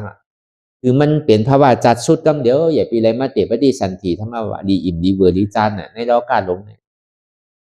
พอวนจับเอาก็เตียนมันตอดนั่นตึกเนี่ยอันนี้เป็นอนิจจามันกึมรุ่นไหนเดี๋ยวมันส่งมาดีลองตั้งขันใจทุกข้าขันใจนี่อันนี้เป็นทุกข้ามวาอะไรด้วยที่มันเปลี่ยนอยู่เจี๊ยบอยู่เมื่อเหลียวเนี่ยก็อนัตตารู้เปลืองอะไรรู้มันใจของเขารู้วนจีไหนครับเนี่ยว่าวนจีไหนหมักล่อนี่ปั่นเอาอันมันเจี๊ยบเนี่ยมันอยู่ที่เก่ามันก็กว่าหังมันก็เนี่ยเมื่อกูปอกเนี่ยมันอยู่ค้ำไว้ ก็ในปัญญาเมื่ออันนี้จ้านี่ก็วนเป็นทุกขาอนัตตาปัญญาเมื่อมันทุกขามาในซ้ำวนทุกขาอนัตตาอันนี้จ้าบางบอกว่าวนมันผู้เปิงอะไรก็เป็นอนัตตาอันนี้จ้าทุกขาอนุโลมปฏิโลมวนสืบวนสืบวนที่ไหนเปิงแตกมันเหมือนหือเนี่ยมันเหมือนหนึ่งเมกาตัวหนึ่งเมกาล้ำเนี่ยตัวหนึ่งซ้ำมีห้างอยู่3ห้าง1ห้างเนี่ยมีไข่อยู่3ลูกเวลา3ห้างเนี่ยมันดีเลยกับง่อมกูห้างในอนิจจาทุกขาอนัตตาเพราะมันเป็นอนิจจาก็หลงวนทุกขาอนัตตาเพราะว่ามันมาห้างตัว2ในเมื่อมันเป็นทุกขานั่นในดีเลยวนอนัตตาอนิจจาก็ในเมื่อมันมาตีห้างตัว3นั้นอนัตตานั่นนะดีเลยวนอนัตตาอนิจจาทุกขาอนุโลมปฏิโลมก็ในถึงเมื่อมันแตกมาในซ้ำหวยเหลวไว้แตกออกมาอะไรตัวเหลวไว้แตกได้แตกตั้งเก่าตัวก็กะถึงดีแตกมามีตัวเหลวไว้เฮ็ดที่ไหนก็ในบ่เป็นนั้นมาเนี่ยก็เอาอยู่ๆเนี่ยก็เพราะว่ามันทุกข์ขันใจมันปอมาเป็นเช่นนี้มันถึงมาใครเกิดใครตายทั้งเราอ่ะอิ่มนะพวกก็ดีเลยเกิดเลยตายทั้งในตีทุกข์เหลือในทางกระหือกันในก็เพราะทุกข์ในเพราะตีเป็นน้ำหูน้ำตาเพราะใครห้องใครยอดมันอ่ะตีหนึ่งก่อมจังหนึ่งตีเพื่อนก่อมจังเพื่อนตีต้งก่อมจังต้งตัวนี้มันหัดไว้อ่ะเหมือนอย่างคนมัดไว้อ่ะจังหนึ่งจังคนเซนเนอร์คนเซนหนึ่งก่อมจังต้งอะไรอย่าไปบ้านหนึ่งเด้อมันเฮทางมันเนอะแต่ละเนี่ยพุทธเนี่ยก็หัดกำเนียวมันตึงจังเวยผ่านจังจามอย่างนี้อ่ะก็ในเพราะเป็นนั้นมาในได้ก่อพอหูจีในสังเวกาเนี่ยมันเกิดขึ้นแห้งขึ้นทุกขาเนี่ยมันใหญ่ขึ้นแห้งขึ้นแล้วก็ของหลูกเตียนเท่าไรตายนั่นพุทธตีไหลมากกับบ่หูของบ่เต็มวันเต็มเมืองเต็มรอยกว่าเสียงอันเท่าไรเกิดไรตายเนี่ยมันหันไว้น่ะเป็นการดูข้ามวดเอากองไว้ตายเอากองไว้ตายเอากองไว้ตายเอากองไว้เนี่ยสูงขึ้นก็ในแผ่นลิ้นเมืองอันกว้างใหญ่เพราะตัวพอสุดตามมันหนังน้ำปังลายก็เหมือนหนังอันเพื่อท่องว่าปังลายชายนั่นน่ะ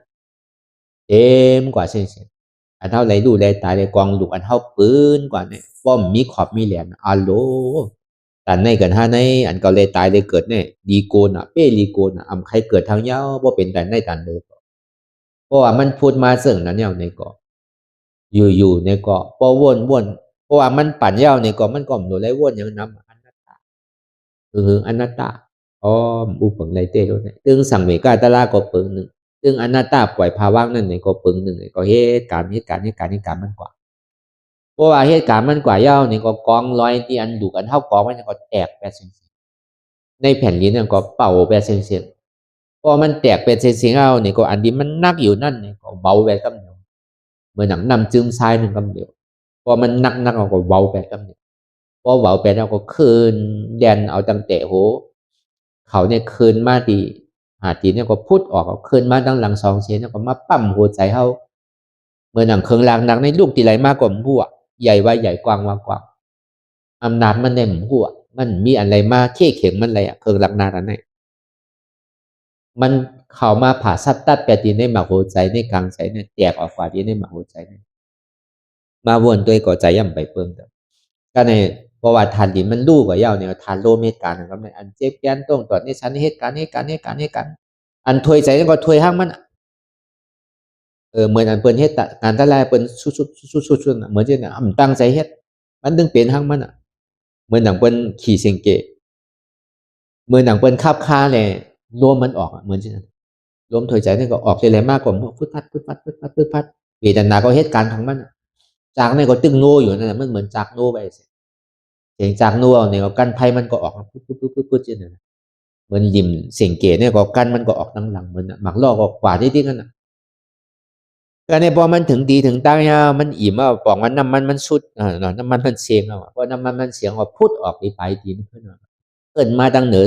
ตั้งสันหลังใน2เซนยาวกว่ามาแตกตีในหมักหัวใจในทางกำเพราะแตกทางกำมาตัวใจก็เปิ่มเถอะเพราะการทานลมในทานดินเนี่ยเย็นไปตั้งเมียการนี่คือถาดไฟครับเนี่ยไม่เนี่ยจังลาดมันอ่ะตั้งไม่เนี่ยเหมือนหนังเปิ้นเอาผ้ามีเถอ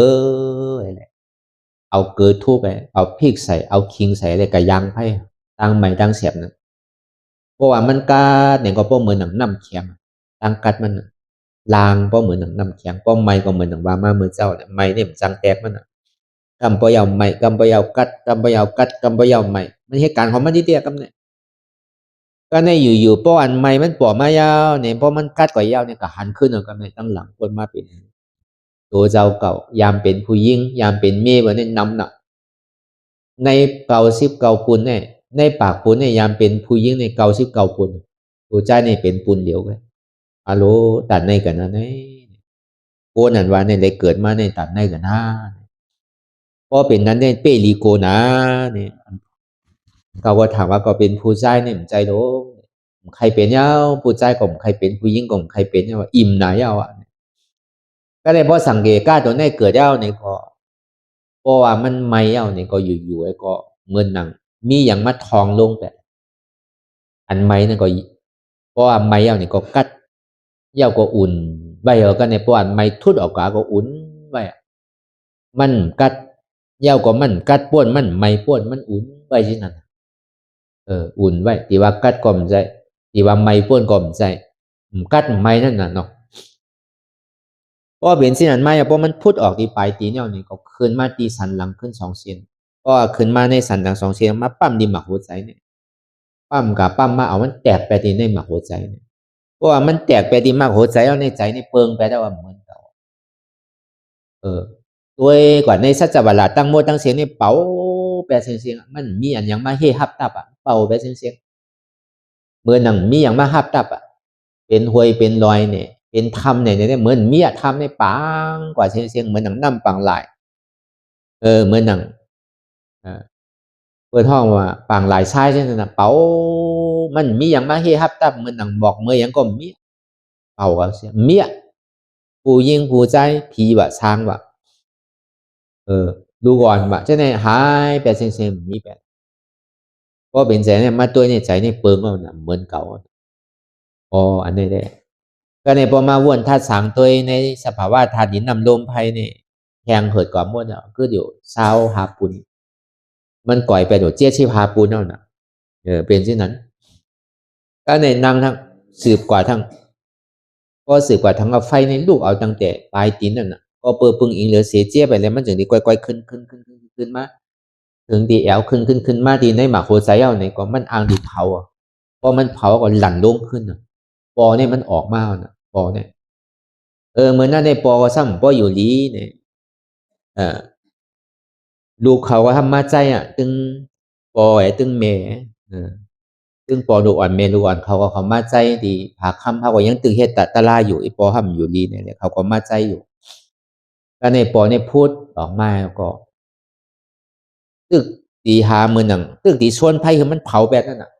มันจึงว่าอำไรป้วนกว่าเนี่ยมันไรเนี่ยเปิ้นดีวายมาเนี่ยเปิ้นดีเฮเปิ้นดีวาเอาปูนพรเปิ้นดิมฮู้ว่าตลาดเด้ด้วยกับเปิ้นดีว่าเฮาปล่อยเป็ดปอเป็ดเมเฮานี่มันติ่มหลีปืนมันติ่มหลีเนี่ยก็เป็นนั้นก็ลั่นลงขึ้นอันนี้เฮาว่าตัวทบเจ้าเช้าเนาะเฮาก็ว่ากันนำมาว่าอันเฮาปอกว่าเฮิรนนี่แหละเฮาไล่เฮ็ดจ้างตื้อกรรมกว่าลองตั้งคัดใส่ในนี่ก็เฮ็ดอยู่กูวันเฮ็ดอยู่กูเดินเฮ็ดอยู่กูปีพอเมื่อไหร่เลยพ่อแมวเนี่ยก็กัดตั้งใจตั้งข้อเฮ็ดเก่าวันตายเป็นตายก็ไม่ได้เอาอาศักเรียกเอาอันตัวเจ้าก็ยามเฮ็ดไว้ก็คือในก็ตัวตอนหรือเก่าย่อนย่านตั้งคัดใจนั่นแหละใน24 ชั่วโมงเนี่ยที่ตอบตึกเป้อะไรกิเลส3เนี่ยเพราะว่า12 นาทีเนี่ยยังตึกเป้งกันอยู่เพราะว่ามันตัวตอนเหลือนั่นจังที่เป้มันลอยๆเพราะเฮ็ดที่ไหนยุ่มย้ำตึงถ้าทัดว่ามันตึงทบมันตลาดเนี่ยขับขำอามาขำอะไรก็เนาะเฮ็ดจำตัวตึงดีไรทบมันอันนี้ก็ตัวทบดีจะเข้าไรเฮ็ดไรจ้างตึกกลับมาเหมือนหนังยอกี่เขาเนี่ยเขาก็ดิ่มลาดกว่าน้ำเพราะลาดมันย่อมสู้จีบอกลาดมาติ๊กก็ไว้การอันนี้เขาว่าตอนอันนี้กลางเกะเตียนเขาเฮ็ดการตลาดเนี่ยก็เปิดเขาปอกกว่าใส่ไว้ปอกกว่าในหอในเฮือนในก็เปิดไหลเจอไหลรองในเขาซ้ำขึ้นดีไหลล่างจอมมันเจอดีเขาเส้นตั้งมากเลยเพราะเขาย่ำไปล่างในก็มันก็ทำไกลนั่นน่ะก็เบอร์นั้นกำน้ำเนี่ยที่เจ้าเขาได้ทบได้เนี่ยก็ได้ทบในกลางเกตตลาดเนี่ย อันใจว่ากะเฮ็ดอยู่ห้างก้อยได้ทบใจในกลางแก่นเฮานั่งอยู่เนี่ยเมื่อออกตั้งทน1ก็เหมือนนั้นทน2ก็เหมือนนั้นทน3เนี่ยก็เหมือนนั้นนั่นก็อันตัวเจ้าเฮาเลยมีตัวทบมีแลต้วยมีหัวต้วยนั่นน่ะเนาะตัวทบมานั่นก็อันนี้มาเราลานในกันนั่นก็เลยพอดีเป็นแห้งใสอันเฮาได้จ้างตื้อกรรมกว่าตั้งนะย้อนเบอร์นั้นในคำขึ้นวันเมื่อในก็เพื่อเฮาเอาลองตั้งตัวทบมาเราลานในกันลองตั้งเฮาตีปอกฝ่ายสายปอกก็ตั้งหอตั้งเฮิรนไผเฮิรนมันวัดไผวัดมันนี่ก็เอาล็อกไล่นี่ก็ใจซ้ำตัวพอมันถูกสลิกถูกอันเฮาใครเป็นอยู่เนี่ยก็ตีเป็นอยู่ก้วยอีหยังก็พอเฮาไว้ขิงไว้ข้าวไว้ย่ำเนี่ยก็อันวัดตันเนี่ยมันมีปอกพอเฮาเป็นนี่เป็นศีลเป็นขอดไผเนี่ยเฮาพออยู่พอกินกว่าก็นำรองมันได้เฮาหลหาส่วนโตเจ้าเก่านี่คือนำมากตลาโพดตลาเนี่ยลำรองในเพิ่นที่สุดอันนั้นก็เปิงนึงย่าเมื่อนั้นในคำขึ้นวันเมื่อในนี่ก็เบอร์เป็นคำขึ้นวันลื่นสุดนี่ก็เฮาก็สำคัญที่สืบฮอตราที่พระเป็นเจ้าเฮาในฮอไว้ที่ปัญเจ้ามากี่5เจ้าที่ไรตัวเป็นยาหานต่างกว่าอยู่4เจ้านั้นตั้งแต่เอาเจ้ากรัญญาเจ้าว่าป้าเจ้าพัตติยะเยาก็เจ้ามหานามนั่นนี่ตัวเป็นยาหานต่างกว่านี่แหละโดยเสียนั่นนี่ก็เจ้าอาซาจีในนี่ตึกตกเป็นซอตาปันอยู่นั่นแหละพระเป็นเจ้าเฮาก็สำคัญสืบฮอเมื่อเดือน8รอง5ค่ำในอนัตตลักษณะสุขนั้นมาฮออย่างนี้ก็กับการได้ลองดูป้าขันธะอนัตตาวิญญาณขันธะอนัตตาเวทนาขันธะอนัตตาสัญญาขันธะอนัตตาพอถึงมาดีสังขารขันธะอนัตตาในสังขารตัวในนี่มันมี2เปิงสังขารตั้งนอกเลยตั้งในสังขารตั้งนอกในว่นกว่ากาวากาเป็นวนตั้งหลังของตั้งนากรรมก็เย้าวนอันใดก็เย้าอันตัวเจ้าก็มาวนสืบวนสืบพันสืบวนสืบพันอยู่มีเมื่อเย้าเมื่อสุดเมื่อเซงอันนั้นมันเป็นลองตั้งสังขารมีเมื่อเย้าเมื่อสุดเมื่อเติบแทบตัดสินใจไรนั่นน่ะวนอันนี้เอาจับอันนึงวนลองนึงเอาจับลองนึงวนลองตั้งหนังในสังวนลองตั้งนาในสังวนก็ในก็นาในสังวนลองก้นเฮิรนในเฮิรนนาในสังวนโกนวันในวันนะโกนเมืองในเมืองนาในสังในห้องว่าสังขารป้ายนอกก็ในสังขารป้ายในเนี่ยเป็นอย่างเพราะว่ามันเจ็บก้นขึ้นมือแกนมานี่เพราะเขากับวนว่างวนเป็นธาตุลมในสังวนเป็นธาตุดินในสังวนเป็นธาตุน้ำในสังวนเป็นธาตุลมนั่นในสังเจ็บแกนต้องต่อในสันในในเป็นธาตุลมก็รุ่มว่าอะไรรูปแบบไม่กระดุนหนาวในเป็นธาตุไฟก็รุ่มว่าอะไรรูปแบบนักว่าอ่อนแข็งในเป็นธาตุดินก็รุ่มว่าอะไรอนัตตารูปแบบจับยายจึงหย่อนในเป็นธาตุน้ำก็รู้บางแบบอนัตตาเว้ยการเตียนมันลึกเหลือเสียนธาตุดินน้ำลมภายในมันเจ็บมามันแสบมามันแกนมาเหลืออกเหลือใจอนัตตาเจ็บมันรูปแบบก็ในแสบปอกเกิดขึ้นมาอนัตตาแสบมันรูปแบบแกนเกิดขึ้นมารูปแบบโต้งเกิดขึ้นมารูปแบบไม่เกิดขึ้นมารูปแบบเสียบเกิดขึ้นมารูปแบบนักเกิดขึ้นมารูปแบบในห้องว่าห้องว่าสังขาระมันยังดึงมีดองตั้งสืบเป็นสืบรูในใบเป็นตลาดบางพอเขาจำถังว่าเขาเลยตลาดอยู่พอเขายำขำเวทนาเด้เขาอยากเวทนารูปแบบเดียวเนี่ยก็เป็นสมบัติเขาเลยตลาดไปใจเด้อมันยังตึกกับคลองคำอยู่ในสังขาระขันธาตัวในมันยังไปทบตลาดเด้อก็เบอร์เวทนารูปพอรู้เย้านี่ก็ดูเลยชุดก่อนพอมันพูดมาเย้าเนี่ยเวทนารู้ด้วยต่อถึงมันพอชุดต่อถึงพอพูดนั่นนะพอชุดเย้าถึงที่พูดออกมาอัตตาเนี่ยพอพูดออกมาเย้าเนี่ยอนุเราไม่อย่างนี้เกิดเย้าในจึงที่ตัดไหนพอตัวสภาวะเป็นด้วนเนื้อเดียวมันไปใส่ตัวเห็นมันสุดตัวเห็นมันสุดสภาวะเป็นรูเนี่ยตัวพอมันสุดเย้าก็มันดิกึดไปทางมันอัตตาตัวนี้มันดิคืนมากกับเนี่ยพอมันสุดเย้าเนี่ยก็มันก็เจ็บตีขาเนี่ยเจ็บตีใจเนี่ยตีตกตีตายตีพูดตีขาดมันนั่นมันพูดเย้าอันตีตายนั่นใจพวกใครขาดใครพูดเอ็นพวกใครขาดอันนั้นพวกใครลุกอันนั้นมันพูดเย้านั่นพอมันพูดก็ตัดไปได้ติ๊กใจเก่าได้ติ๊ก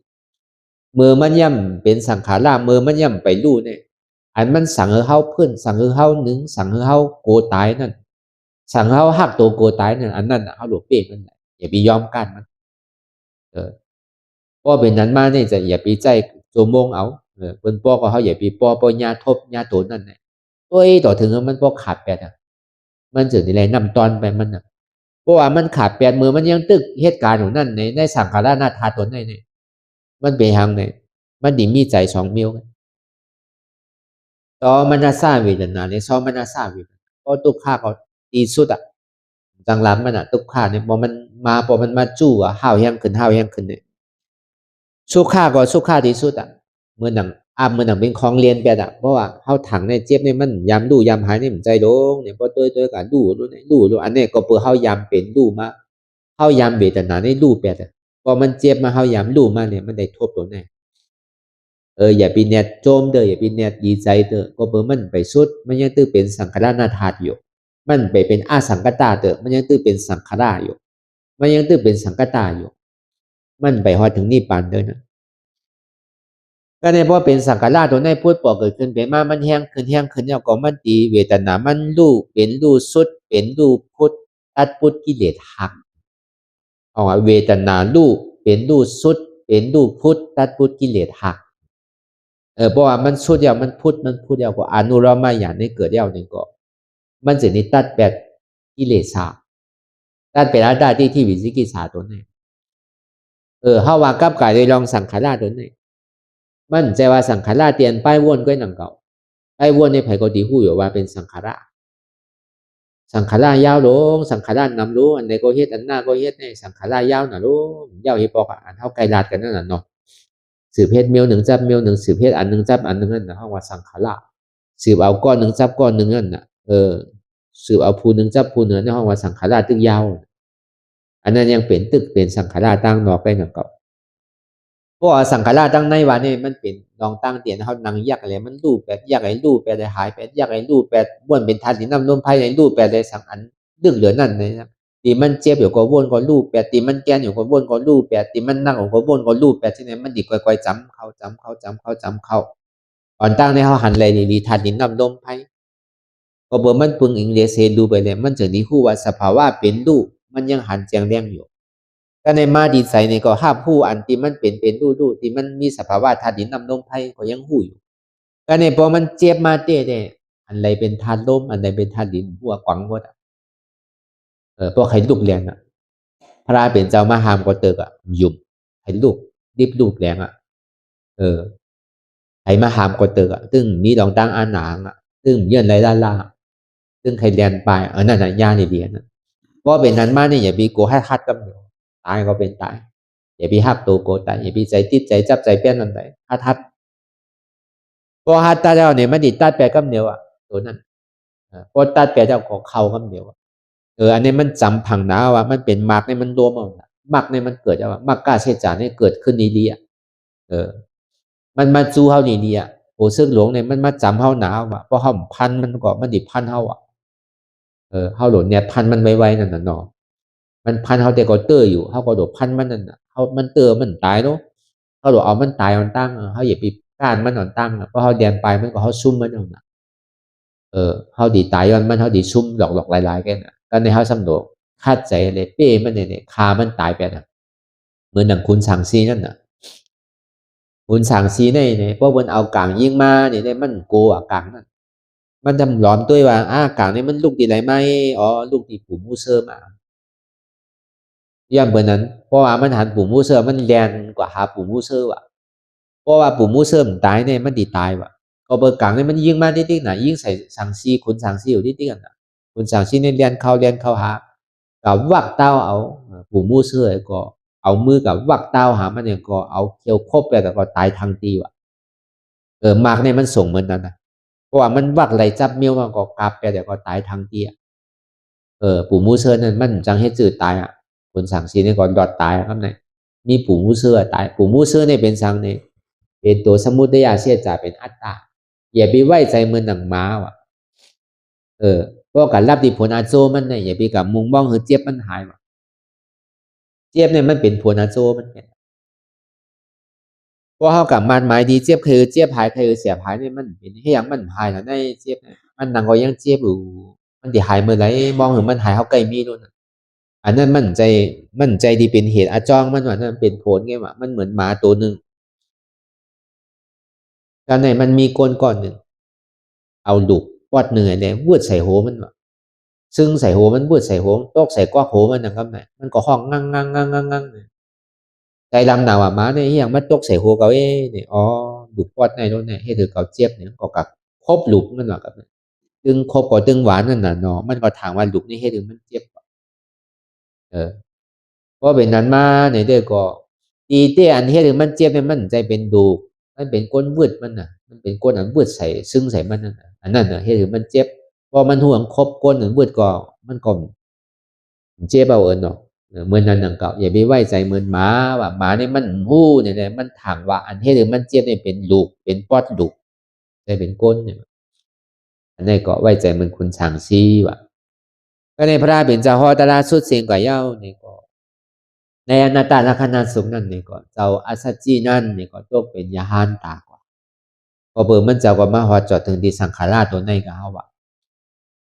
มันก็เปิดว่ามันไหลตะลาเป็นซอตาปานนั่นน่ะเนาะนี่เดือเสสัญญาตัวในก็เปิดสัญญาตัวในมันรู้แปดแล้วรู้พอมันรู้แปดมันตัดแปดวิจิกิจฉาตัดแปดอัตตาที่ที่เอาต้องเป็นอริยซอตาปานนั่นก็เลยมาฮอดจอดถึงที่ในสังขารตัวในนี่ก็มันจะดีก็เปิดเพราะว่ามันมาพอเป็นซอดาปานเอาได้สังเพราะสัญญาตัวในรูปไปเอาสังในสังขารมันนึงเหตุการณ์กับพอเฮาวนก็รูปแปดดีๆมันมาตกเป็นอ๋ออันรูปแปดอยู่เมื่อเหลียวในนี่ก็เป็นอนัตตามันตึงเป็นสังขารอยู่มันไปฮุบจู้โหได้เตออันนี้เปลี่ยนนี่เป็นจังได๋ครับเพราะป่องแจงแรงใส่ก่อยในฮุบโหกำเหลียวกัน3บาง3โหเพิ่นกำเหลียวก็เพิ่นกำเหลียวก่อนตกเป็นยาหานตาเจ้าอาชาจีเนี่ยโตเป็นยาหานตากว่าไว้เสนั้นพระเป็นเจ้ามาหูโบว่าสัพเปสังขาระอันนิจจาสัพเปสังขาระทุกขาสัพเปสังขาระอนัตตาเนี่ยสัพเปธรรมะอนัตตาสังขาระตั้งโมตั้งเสียงในอ่ำมันอ่ำกึมสังขาระตั้งโมตั้งเสียงในย้อนอ่ำมันกึมเนี่ยเป็นทุกขาย้อนว่าเป็นทุกขาในอ่ำวาไรเป็นอนัตตานามานูปังอานิจังขยาเถนะนิจังวัตตานิปานังนามาลูปังทุกขังขยาเถนะสุขังวัตตานิปานังนามาลูปังอนัตตาอสารกเถนะสารังวัตตานิปานังนิปานังปรัมมังสุขังก็เบอร์ตัวใสในมันอ่ำมันกึมย้อนว่าอ่ำมันกึมในเป็นทุกขา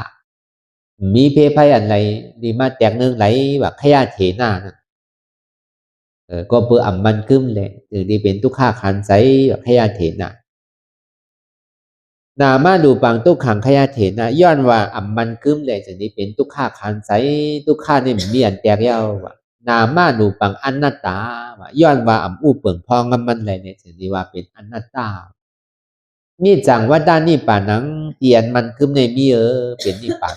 สุขังว่าด้านนี้ป่านังเตียนเป็นสันติสุขาในมีเป็นนิพพาน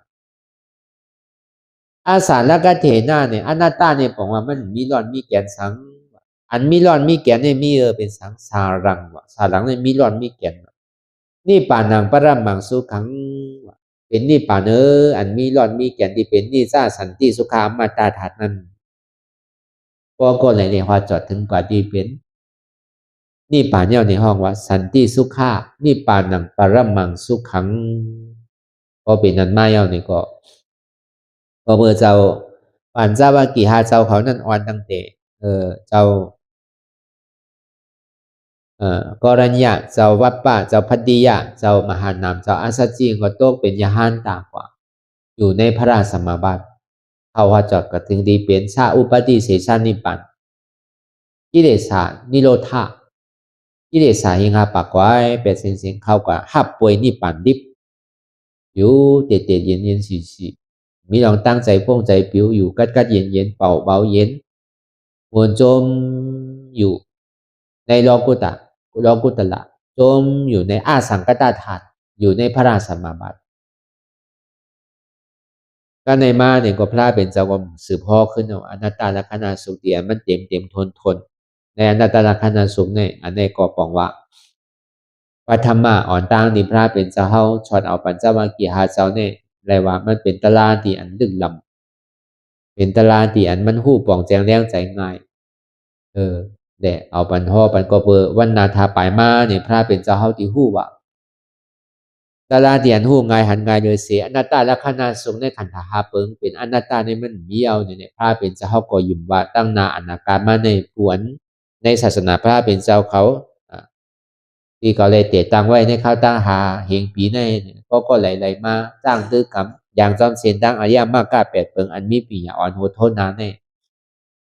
ลองตั้งอนัตตาวาตาในก็ปกวนปอกแสงแรงใส่ก็ติเลยตะลาหลีตะลางง่ายติเลยปอกแสงแรงใส่ง่ายมันติ่มเป็นรองอันหยาบผึด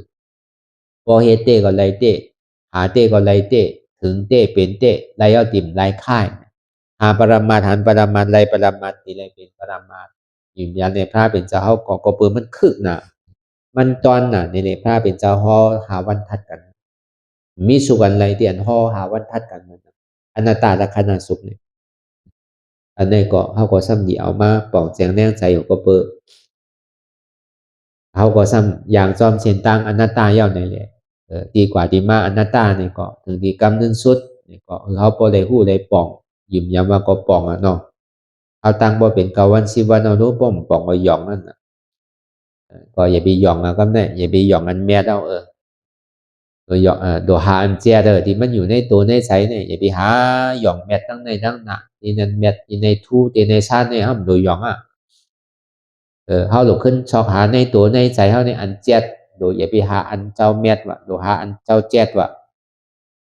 โดยชอกหาเจ้าเจ็ดว่ะอย่าไปกะหยองหาเจ้าแมทว่ะเจ้าเจ็ดเนี่ยเป็นสางเนี่ยมันอยู่ในตัวในใจเนี่ยอันเนี้ยเจ็ดเลยเนี่ยก็มีเฮาว่ากูก็มีเหมือนกันกูก็เนี่ยอันเจ็บอันเสียบอันไม่อันแก่เนี่ยเจ็บเลยเนี่ยก็มีอันไหนเจ็ดเลยเนี่ยก็มีอันไหนทุกข์เนี่ยเนี่ยก็มีอันไหนเขาจะมีกะหยองอันแมทอยู่เปิ้นเต้แมทเฮาซ้ำซุ่มนั่นน่ะเนาะ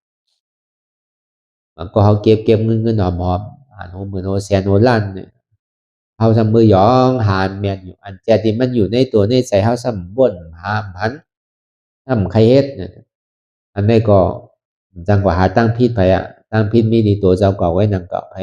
จังให้ปันอาไปตั้งผิดเฮาก็ซ้ำขึ้นโดดเลือกเส้นตั้งเฮาเนี่ยอันใดมันถูกแม่นเนี่ยก็เฮาดูอย่างซ้อมนั่นน่ะเนาะก็เพราะนั้นนี่แหละธรรมมีนี่ก็เฮาบ่หันธรรมใจนี่ก็คือเฮาบ่ฮู้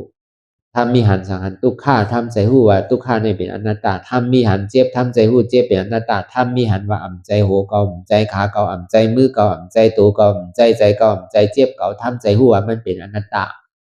ทำมีหันเจ็บแกนต้งตอนนี้สารสั่นไหวคมไต่ไม้กระดอนแข็งสู้ตุ่มจับยายจิ้มหยอดเป็นดูทำใจหู้อันเจ็บแกนต้งตอนนี้สารสั่นไหวคมไต่ไม้กระดอนแข็งสู้ตุ่มจับยายจืมหยอดเป็นดูในเป็นอนัตตานี่ก็วนยาวข้ายามหึงอย่าไปว่าไพ่อย่าไปว่าเทิงเดียนเท่าหันเดวนเดียนเท่าวนเดหันหึงพอเพียงเพียงกันกว่าวนต่อถึงเจ็บนั่นพอสุดวนต่อถึงทุกขานั่นพอสุดตาต่อถึงอัตตานั่นพอตกพุทธขาดกว่าอะไรที่มันพูดปอกเกิดขึ้นเป็นมานั่นนี่ก็คือเฮาปองหมอวนวางแยบตัดเป็นอนัตตาไหน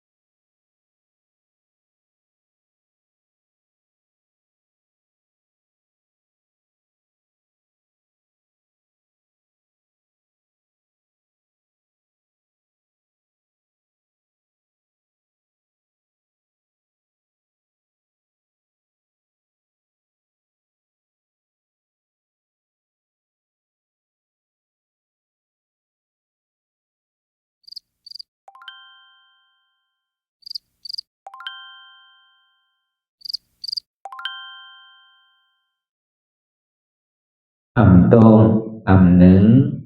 ค่ายลายพื้นเปิดตามึนตาอย่ายอมสงสัยอัตตามันที่สังเฮาคือหนึ่งคือโตงคือค่ายคือลายคือพื้นคือเปิดตามึนตานั่นอย่าปัญยอมกันไว้ใจให้ทานเสียสืบการปฏิบัติธรรมสมาธิที่หันสังหันเจ็บแกนโต้งตอดเนตรสานสันไว้คมไต่ไม่กัดอ่อนแข็งสู้ตุนจับยายเป็นอยากเป็นดูสภาวะยุคทาสีเปิงสนั่นมันอย่างเจ็บแกนโต้งตอดเนตรสานสันไว้คมไต่เนี่ยที่เขาวนวางว่าเป็นทานลมใจเก่าอนัตตาอันไม่อยู่กัดอยู่อุ่นอยู่หนาวนั่นคือเขาวนวางว่าเป็นธาตุไฟใจเก่าอนัตตาอันมันนักอยู่แข็งอยู่โอนอยู่อ่อนอย่างนั้นเนี่ยเป็นธาตุดินใจเก่าอนัตตาอันมันซึมอยู่จับอยู่ยายอยู่เป็นอยู่รู้อยู่นั่นเนี่ยเกิดอยู่รับอยู่นั่นเนี่ยเป็นธาตุน้ำใจเก่าอนัตตาพอเอาสภาวะธาตุดินน้ำลมไพ่ในเกดีกว่าพอเอาสืบข่าวตังมันอยากมันผึดตกลงตกอุ่งไว้แล้วก็เอาเส้นธาตุดินน้ำลมไพ่ในเกดีกว่าเพราะว่ามันกว่าไรลงง่ายๆเย้านี่ก็เขาก็สำคัญภาวะธาตุดินน้ำลมไพ่เนี่ยสืบวนเป็นอนัตตากว่าหนึ่งมาอย่าไปโกเนี่ยเทียบมาคือก็เอาหุ่มโซมภาพตอนว่างเป็นอนัตตาสองมาเนี่ยอย่าไปก้านเตอข้าวยำไปถึงเตออย่าไปก้านสามมาอย่าไปข้านวนปันทิกหันเยาวนเยาหันเยาวนเยาหันเจ็บวนเจ็บเป็นอนัตตาแต่ถ้าวนอนัตตาเนี่ยก็จะได้หันเจ็บหันทุกขะหันแล้วหันเจ็บหันทุกขะนั่นเนี่ยก็จะได้วนเป็นอนัตตาอันนี้ก็อย่าไปข้านวนอย่าไปลืมเนี่ยคือเขาตื่นตัวอยู่เสียผู้สังหลักอันนั้นอยู่มือเดียวเนี่ยมันใจการไพ่เนี่ยมันเป็นการเฮาคือเขาตื่นอยู่กับปัจจุบันพองยามเดี๋ยวเนี่ยคือเขาตื่นหาปัจจุบันที่มันเป็นอยู่มีอยู่เมื่อเดียวเนี่ยอย่าไปกะวนตั้งหลังตั้งนาวติ๊กเนี่ยคืออยู่จอมปัจจุบันที่มันเป็นอยู่มีอยู่เนี่ยวนเป็นอนัตตาจริงๆเนี่ยก็คือเขาไว้ใจให้ทัศนานเสสืบข้าวตั้งกว่าตั้งนาแทงวนต่อถึงเจ็บปอสุดวนต่อถึงทุกขานั้นปอสุดอะไรที่มันพูดบอกเกิดขึ้นเป็นมานั่นเนี่ยก็คือเขาวนวางเป็นอนัตตาทำใจตัวเก่ามาดีตัวเป็นอนัตตามาดีใส่ในก็อ่ำใจเก่าอนัตตามาดีเจ็บในก็เจ็บในก็อ่ำใจเก่าอนัตตาวนลองเปินก็อ่ำมีเปินอนัตตาวนลองเขาก็อ่ำมีเขาอนัตตาวนลองเฮาในก็อ่ำมีเฮาอนัตตานี่ชื่อไหนก็ได้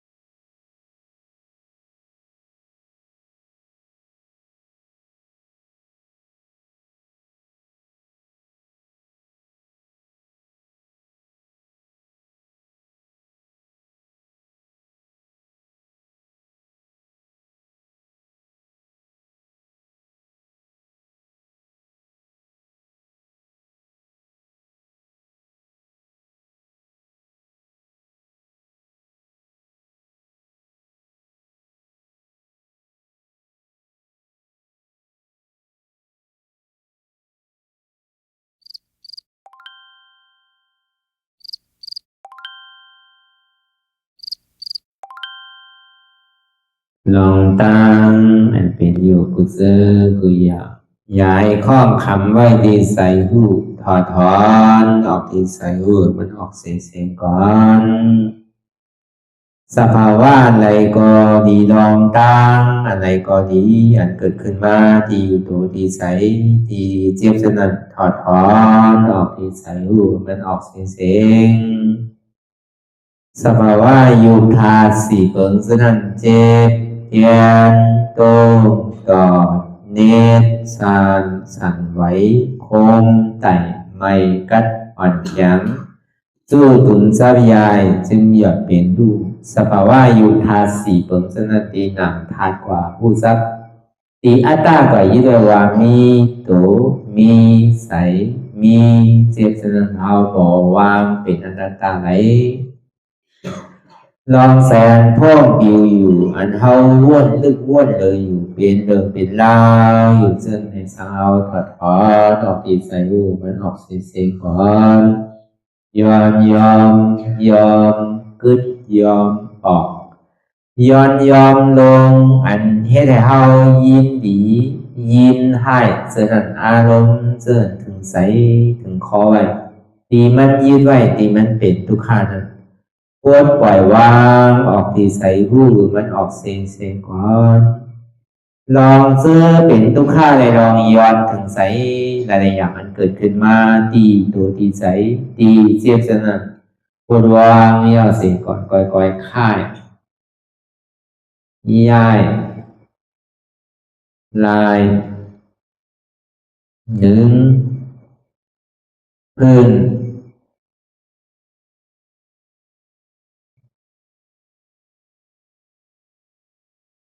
พอยาวๆไหน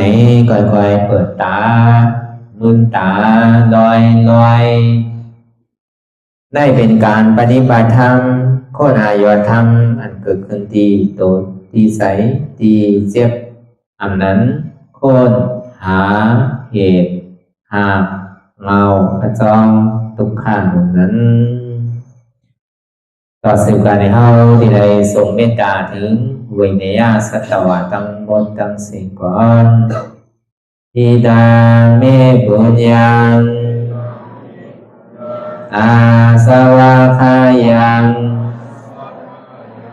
นิบานังวาหอตุมาปุญญาภากังสเปสัตตาสัมมาลาภันตุอิตังเมปุญญังอันเฮาคาไลมาตือกรรมปฏิบัติวิปัสสนาภาวนา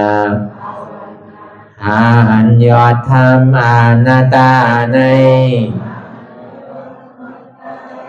อาสวะคายังเป็นอันถาสัพตัดแต่นาสวะสีเบิงเสียวแลนิพพานังตีนิพพานังขอดูให้ถึงเสกัมติคามาปุญญาภากังพรดีอันคามานังวิปัสสนาภาวนาทรงยืดปันสเปสัตตานัง